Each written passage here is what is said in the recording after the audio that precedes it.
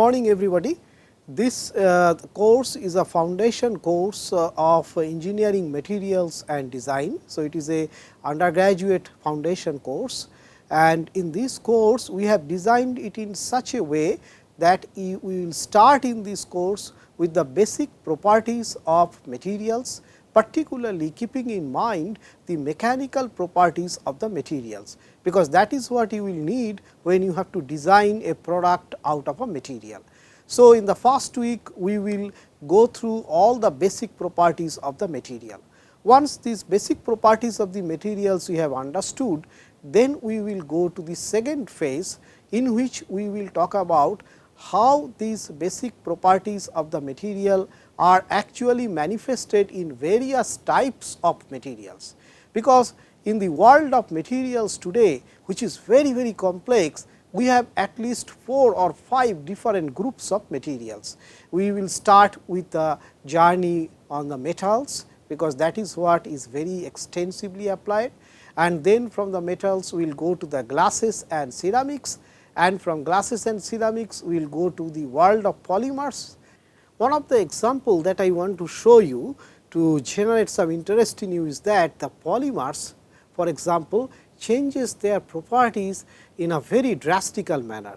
In my right hand, I am going to show you a polymeric ball, and if you can see that if I drop it, how nicely it is jumping, and it is showing the way normally a rubber ball would behave. But I will show you another ball which is also very similar to this one, and if I drop it from the same height, you will see that it hardly bumps on the table. Why is it that almost identical size and weight of two polymeric balls are there, while one drops and behaves like a normal rubber ball and not the other one? What changes inside it so that the energy gets dissipated very quickly, we will explore in this course. Then from the polymers, finally, we will go to the composites.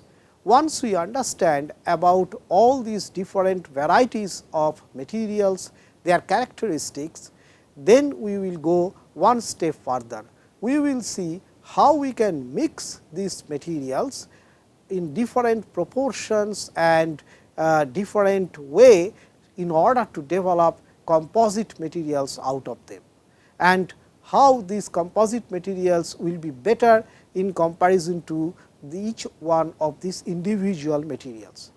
While talking about composites, you have heard about some of the strongest materials that are available today, for example, in bulletproof jackets or in Formula 1 car, or even in the aircraft wings or the space shuttles. Now, in all such cases, the basic materials that is used are this type of fibers.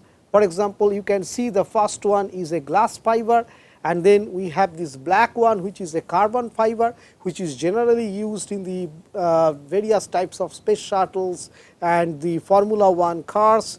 And then you have the aramid fiber, polyaramids, this yellow color one, which is used for the bulletproof jackets.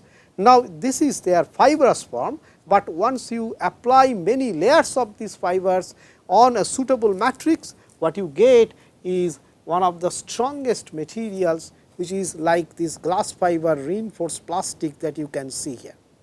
Once we have these composite materials in our hand, then we will go for the biggest journey in this course, in which we will say that how these inert composite materials can also become intelligent. That means, how we can actually insert sensing capabilities in such materials, and also give them capabilities to change their shape adaptively, or to generate a large amount of force adaptively, and thus make a smart material out of that.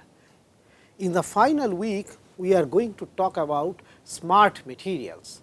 So far, we have talked about composite materials and all other traditional materials, but how a material is going to behave like a biological material which can sense, feel and change its shape, for that we need something more. and this is what we are going to show you, that some of the materials have this special capability. For example, this is a normal composite material, but inside the material we have sensors and actuators, and these are piezoelectric materials.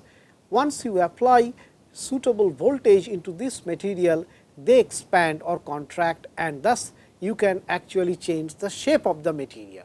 And also, if you change the shape of the material, the change of shape is going to generate a voltage which you can sense. So, thus you can develop a basic foundation of intelligent material system with the help of embedding such sensors and actuators in composites.